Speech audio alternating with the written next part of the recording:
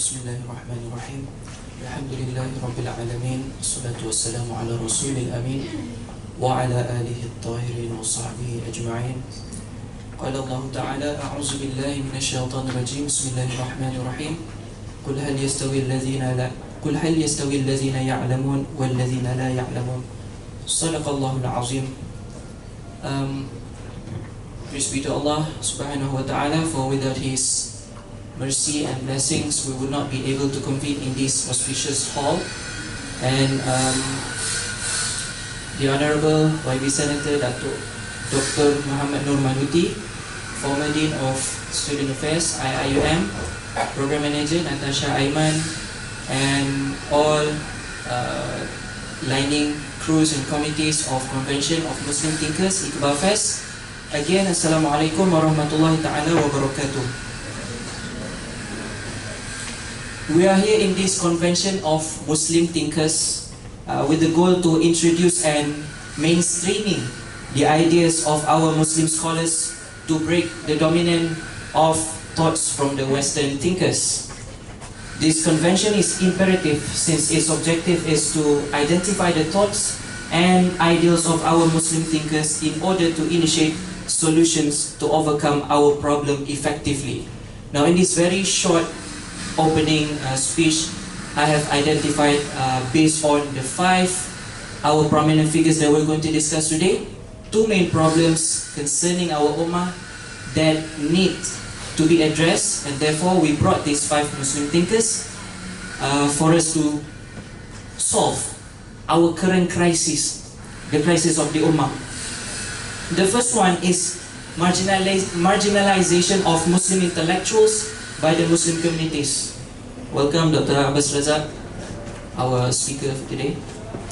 Now, this is indeed one of the factors of Muslims' civilizational eclipse in today's era, that intellectuals and thinkers were given their proper place, as has been mentioned by Syed Muhammad Naqib Alatas, and his brother Syed Hussein Alatas has also described about this problem extensively in his book, The Intellectuals in Developing Society, by citing that in most developing countries like Malaysia, intellectuals are not be given its due right to be consulted and for their views to be taken by the authorities.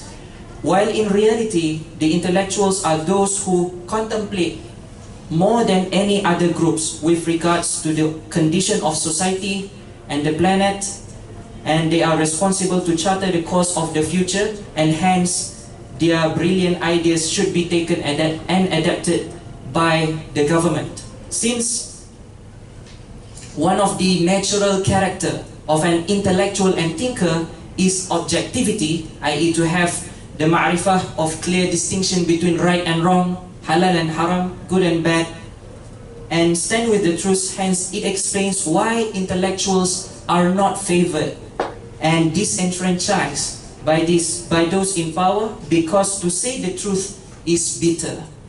That these thinkers and intellectuals that we have across our intellectual history should always be appreciated, and among ways to liven up their ideas is by having a proper discourse to discuss certain aspects of their thoughts, and by this way we hope we may get benefits and istifadah to be applied in our life today. And also the second problem is that we are much getting accustomed into Eurocentric scholars and academia. Important ideas with regards to the life, world and man in the context of social science were extracted from the secular humanistic orientation of the Western academia, product of centuries of frustration of the holy institution of the church, and under the weighing influence of the Western civilizational enterprise and its discourse with its varied mouthpieces, as well as the preoccupations with problems, effects, rather than their intellectual causes. Most projects have concerned themselves with repairing world of things rather than world of ideas. Since the very root of the problem lies within its worldview, the Eurocentric academia has proven to beget not a holistic and comprehensive success in this world, as it commonly devoid of spiritual and absolute ethical values. Despite these unfortunate discrepancies, the questions why Muslims are still already to view thought and keep making Auguste Comte, as source of reference in contemporary sociology is due to the fact that our educational system generally failed to provide alternative from the fact that from an Islamic viewpoint. Syed Farid Alatas explains this phenomenon as the creeping Orientalism into the academic realm of studies, i.e. to deny any contribution of ideas and thoughts from among the Orientals, the Eastern thinkers, or non-Western scholars. Instead of referring to Comte, we have Malek Ben Nabi, who was failed to be acknowledged as a modern and contemporary social thinker, but was regarded by Professor Tahir Misawi as the latest metrics of Muslim sociological studies in the continuum of Chaldean thought. Hence, among the ideal objective of this convention today on behalf of the organizer is to expose to the audience on Muslim scholars who indeed have alternative thoughts based on Islamic principles to be offered to gain a more correct and authentic understanding of the universe.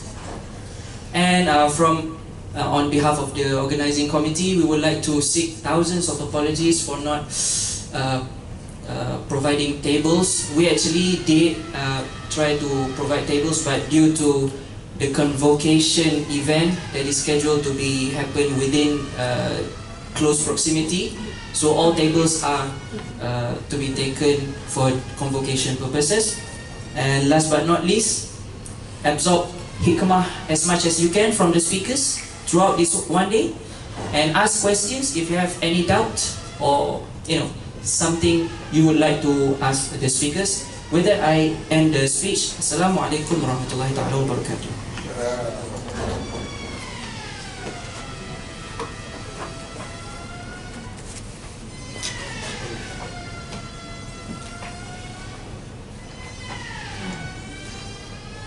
Thank you. Thank you to Brother Hilman for the brief introduction and some tawjihat, so may that we learn and something from this convention. Okay, first and foremost, we would like to convey our cordial gratitude to Yang Berbahagia YB Senator Dr. Muhammad Manuty, former Dean of Students Affairs of IIUM, for being here with us today. We are very honored to have him joining us today. Now, we are pleased to invite him to deliver his speech and at the same time officiating the opening of our program today. With honor and respect, please welcome.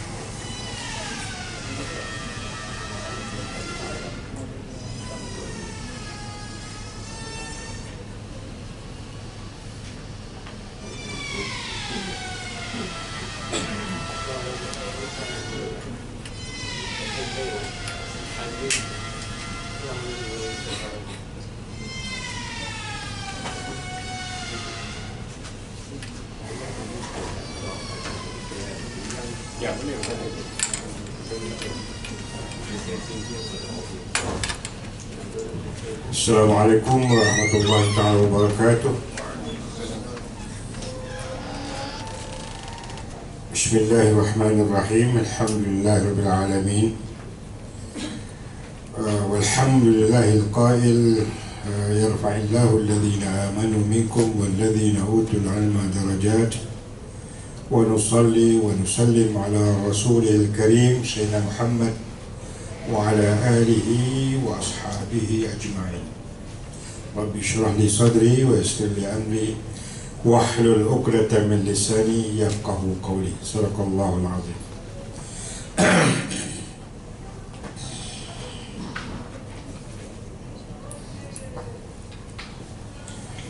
Our dear brother chairperson for today's seminar, what it is called GMT, yeah, Conference of Muslim Intellectuals. Our respected organizer of the conference, our respected speaker, Associate Professor Dr. Abbas Abdul Razak, respected brothers and sisters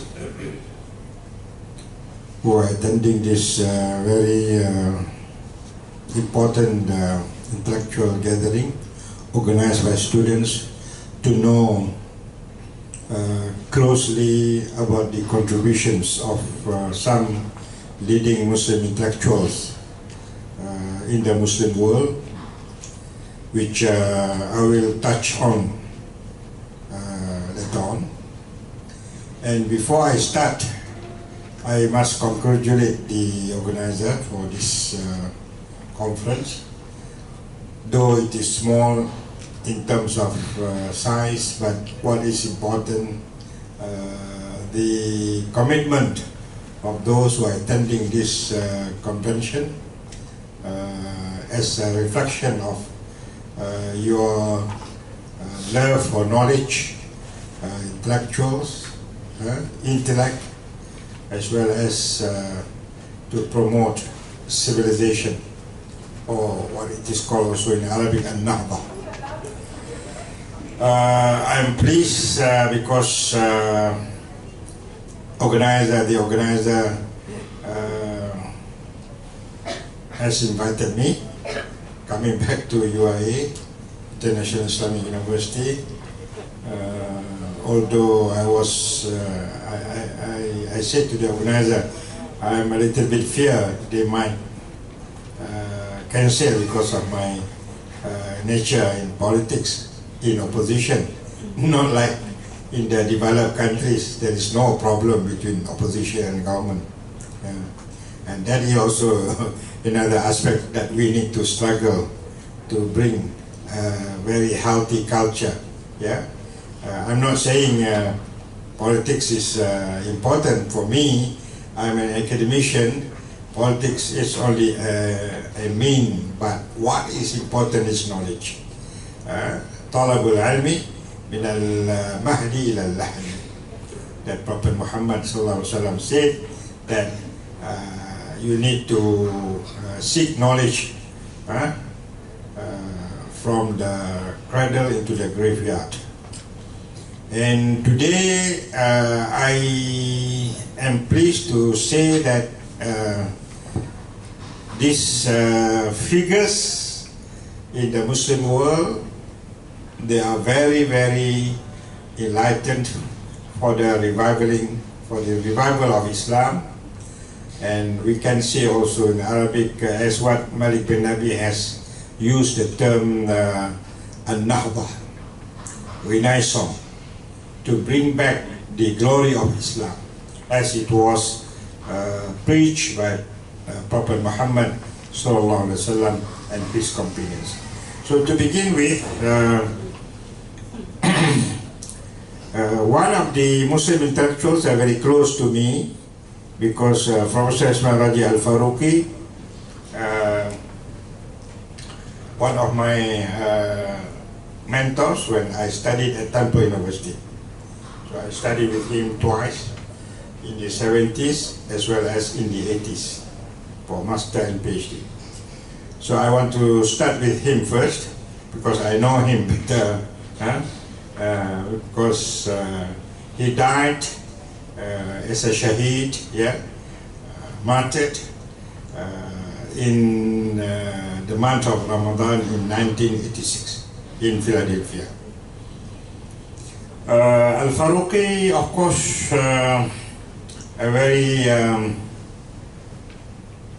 handsome guy, very, very handsome guy, and he has descended from the family of Sayyidina Umar al-Khattab. I can see his sanad, his salsila, ancestry from the Sayyidina Umar al-Khattab. His father was then governor of Galilee in Palestine, and they have struggled to keep Palestine for the Muslims, for Palestinians, but after his father passed away, he left Galilee and went to USA to seek knowledge in USA by way of making himself as a carpenter. So Al-Faruqi can be recognized as one of the giants, intellectuals in the Muslim world. Although his background was in philosophy, Western philosophy, but he studied Islam, including a postdoctoral program in Al-Azhar University. And he was known as the fighter of Islam. Before that, he faced also a kind of intellectual crisis, almost akin to Hujjatul Islam, Imam al-Ghazali. There was a problem of doubt in his personality about God and creation when he was then student of philosophy. And he was also known as a fighter for Arab nationalism. So he has his book before he became a true Muslim intellectual on Al-Uruba, on Arabism. If you read that kind of work of Al-Faruqi, he was then a fighter for Arab nationalism, and Islam was marginalized in his mind. But Alhamdulillah, soon he got the inspiration of Islam, and he worked very hard to change of his intellectual thinking from a kind of Arabism into a very pure Islamism. And for that, if you see his works like the Cultural Atlas of Islam, which has been translated into Bahasa Malaysia by Dewan Bahasa and Pustaka, is a living evidence that when he passed away, Al-Faruqi can be said as one of the fighters of Islam in the West. Al-Faruqi was critical of Western civilization because of its root based on rationalism and marginalized of religion as a result of crisis in the Western churches and also in the Western intellectualism. Al-Faruqi showed to us that Islam is a forceful religion that can be learned and can be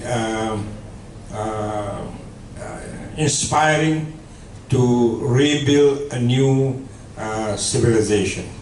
And for that matter, one of the specialties of Faruqi, he studied not only Islam, but also he studied other religions, in particular Christianity and Judaism. And for that matter, I think his work on ethics of the Christian ethics must be regarded as one of the best piece of comparative religion written by a great scholar like Al-Faruqi.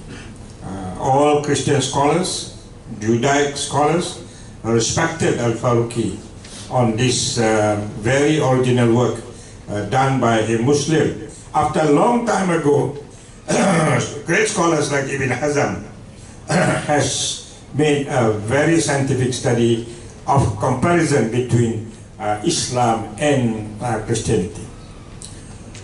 Another aspect of Al-Faruqi which is very important, he used his knowledge through education as a reform method for the Muslim Ummah. So for that reason, he managed to get one American who converted to Islam, I can't remember his name, and founded Department of Religion in Temple University. And one of the specialties of this department, all Islamic subjects must be taught by Muslim scholars. Judaic courses must be taught by Jewish scholars. Christian courses also must be taught by Christian scholars. Even Hinduism, Buddhism, and so forth. So from 1968, if I'm not mistaken, until his demise in 1986, Temple University is recognized in America and in the world one of the best institutions where you can study Islam's revealed religion of Christianity, Judaism, Hinduism, Buddhism, and also Western philosophies. And he managed to get in the climax of his great influence in Temple, where he brought more than 35 Muslim students from all over the world, even non-Muslims, to study with him and other two professors who are coming and joining Temple from time to time. So Al-Faruqi has contributed a lot for the comparative religions in America, and he was the first scholar who introduced Islam in the American Academy of Religion. American Academy of Religion is one of the most important religious academy in the world, where American scholars of religions, they convene every year. This is something, a very good tradition, where in the beginning they refused to accept Islam for many decades. But because of the effort of Al-Faruqi, he managed to make Islam as one of the central religions to be studied throughout conferences, seminars, workshops organized by American Academy of Religion. So this is something, a great contribution. And we are proud also to say that after the demise of Al-Biruni, Imam Al-Ghazali, Al-Shahrastani, Al-Baghdadi, there was a lacuna, a lapse of Muslim scholars who study other religions. You know that Al-Biruni studied the Hindu religion, Kitab al-Hind, the book of Hinduism.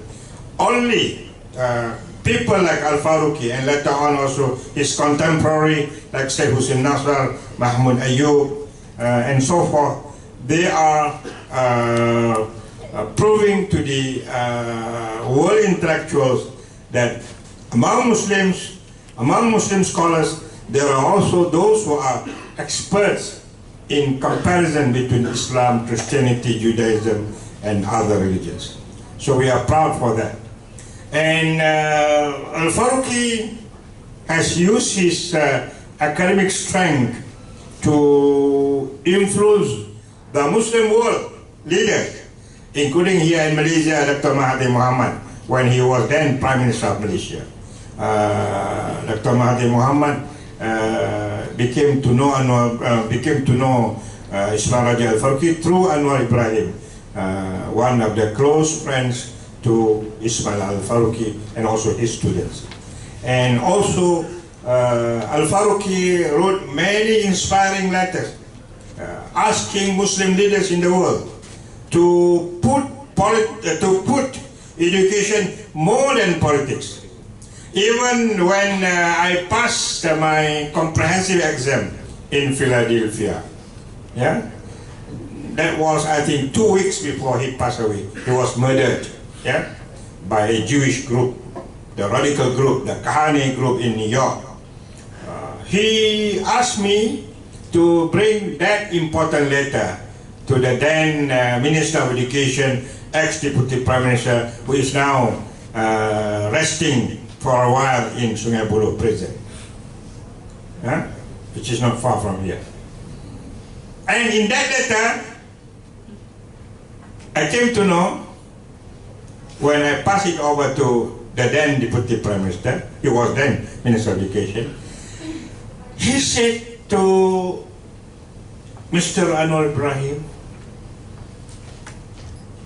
for me, the present post of Minister of Education, where you are shouldering it, it is more important than Prime Minister post. This is what Napoleon Bonaparte did when he became advisor to French colonialism in Egypt and the rest of the Middle Eastern states. Because being a Minister of Education, you must use this as much as possible to create a new phenomenon of Muslim strength in education. This is what he said to the then Minister of Education. And I pray to Allah that you will be a success Minister of Education. So he wrote also another letter to Ziaul Haq of Pakistan. He wrote a letter to one of the important leaders in Nigeria. He wrote also letters to some Arab leaders, where he is so critical to Arab leaders. So Al-Faruqi has contributed to Ummah. His concern is Ummah. And I still remember when we Malaysian students, when we have classes with him during winter, some of us are having some health problems or didn't come to class because of fever. He is so sensitive to hear if students are not healthy, if students are not well because of cough, because of fever. He said, Muslim students must be healthy all the time, cannot be sick, because he's so sick with students who are sick. Because he said that you are the future of Ummah. I do not want you to be sick all the time. You are here, you must take good food, take care of your health, because your mission is you are ambassador of Islam, he said to us. So let me say Allah yarhamu to Professor Ismail Raja Al-Faruqi. He has served in Pakistan, he has served in Malaysia as advisor to Kuza College. He is the one who put the curriculum, and they offered him 5,000 ringgit Malaysia. He didn't want to take it, honorarium from Kuza, and he was then one of the candidates of this International Islamic University in the beginning. But because his demise, Professor Abdul Rauf got the chance, another great scholar of Islam, to become the first rector of IIUM. So now we come to other scholar, which is also very important. That is Malek Ben Nabi rahmatullah alayhi. I came to know Malek Ben Nabi once again when we went to Libya in 1973, attending a conference organized by Muammar Gaddafi. who was then the new administrator of Libya after a coup on the king of Idris. At that time he played the rhetoric that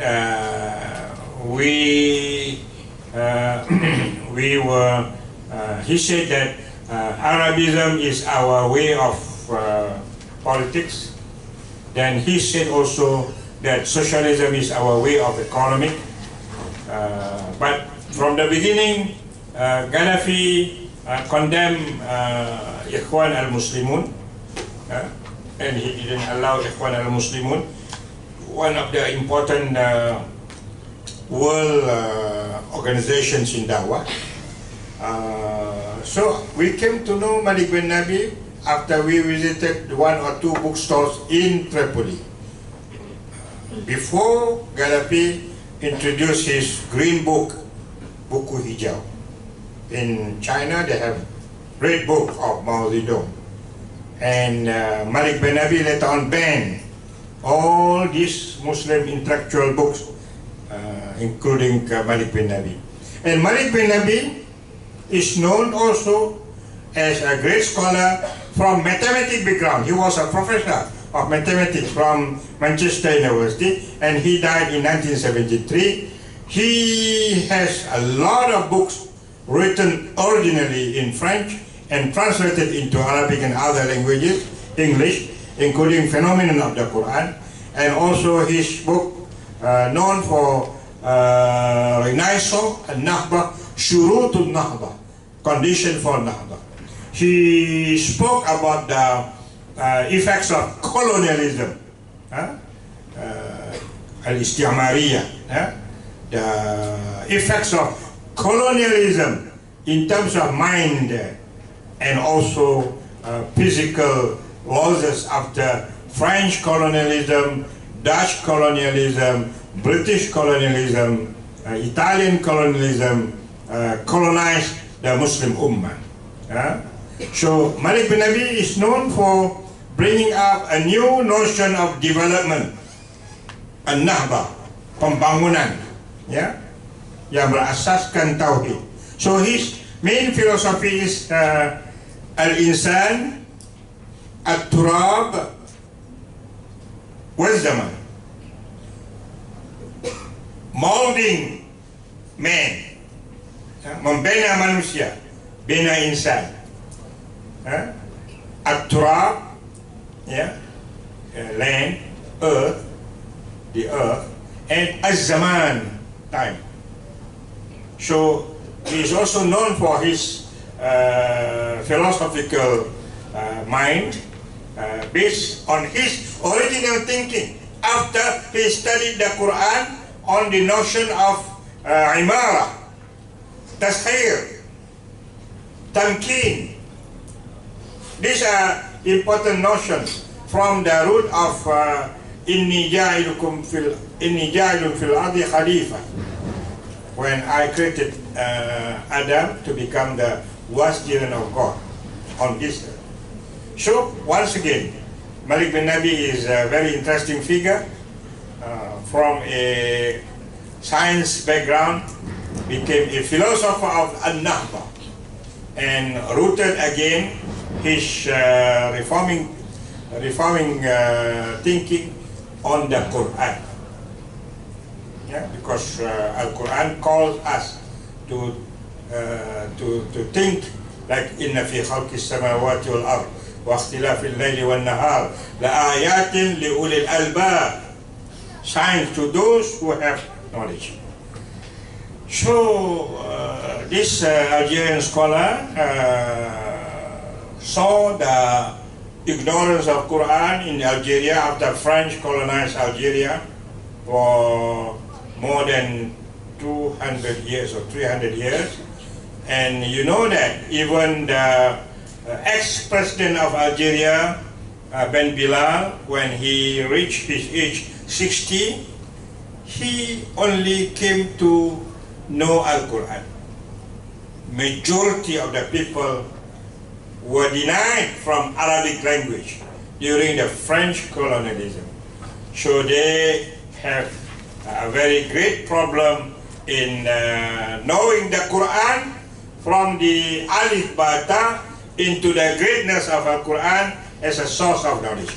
So one of the jihad of Malek Ben Nabi is to reintroduce the study of the Quran in Algeria. This is why Mazahirul Quran, phenomenon of the Quran, is one of the most illuminating book where Malek Ben Nabi has contributed. Later on we move to Turkey, the great jihadist, the great Da'i, Badi'u Zaman al-Nursi, where almost every year we had a conference in Turkey and other parts of the Muslim world. You must remember that the contribution of Badi'u Zaman is important after the fall down of the collapse of the Ottoman Empire in 1924. There was a great lapse of Islam because of the Kemalism took over in Algeria. And Badi'u Zaman al-Nursi, I can say that as a catalyst of new Islam after the falling down of Ottoman Empire, which has influenced two great important Islamists later on in contemporary Turkey, namely Erbakan, professor of engineering, who inspired by Badi'u Zaman al-Nursi, plus with his tariqah, Sufism, and built up his Islamic political party, Rafah Party. He fought Islam in modern Turkey against, against secularism, very thick secularism of Kemalism, through Sufism, through Dawah, and also political party known as Rafah. And he has struggled. He became prime minister, though he faced some success, but a lot of challenges and failures when he became founder and also leader of the Islamic political party Rafah. And finally, the present leadership of Erdogan. It is a root from Badi'u Zaman al-Nursi. I used to visit the place. There is a tree in Barla where they imprisoned him, put him in isolation because he was very instrumental against secularists of Turkey, and he used that, very important for Badi'u Zaman al-Nursi, of his contribution on Risalatun Nur, and it is being translated into Malay today. So Risalatun Nur is another Da'wah mind, Islah mind, Tajdid mind in the heart of Muslim intellectuals in Turkey, where they are now becoming more committed to Islam than before. And finally, because the time also is very limited, and I must say that another great scholar of Islam, but unfortunately very less in the Muslim world, including Malaysia, we contribute our time to study the thought, the thinking of Maulana Allama Muhammad Iqbal, a great philosopher, a great poet, a great educationist, a great thinker, a great writer who has contributed a lot, where he called for Muslims to study science. But I do hope that he is critical also of some aspects of philosophy in the West, like the question of evolution, of Darwin. And the whole life of Iqbal, once again, is to illuminate people, the Muslim Ummah, through knowledge and also tarbiyah, education, and to bring back the glory of Islam. And also he was cried when he came to, he prayed in Alhambra Mosque in Spain to bring back the glory of Islam in Spain, and he prayed to Allah that his dua, inshallah, one day that the glory of Islam will come back. So a lot of contribution of Iqbal, but unfortunately my criticism is that in the curriculum of the university and colleges here in the Muslim world, very little of us studying poem of Iqbal. Very little. Yeah?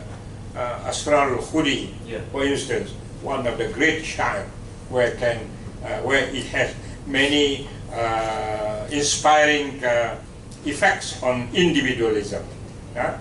I must suggest once again that the aspect of Islamic art, Islamic poem, must be included in the curriculum of Islamic river knowledge, to study great poets of Islam like Ar-Rumi, like Iqbal, and also Hamza Fanzuri from the Malay Nusantara areas, and so forth. So with that, once again, it is easy for me because it is only half an hour, just to call me, just to see me back, my face. Because many of you, I'm sure, that I have served in this university, one of the pioneers from 1983 until the year of 2000. Until the year of 2000. And this university, alhamdulillah, has contributed a lot to the renaissance of Islam, inshallah. And I pray to Allah that it will continue, and you are the pillars of ambassadors of Islam for future, inshallah. Once again, thank you very much. Assalamu alaikum wa rahmatullahi ta'ala wa barakatuh.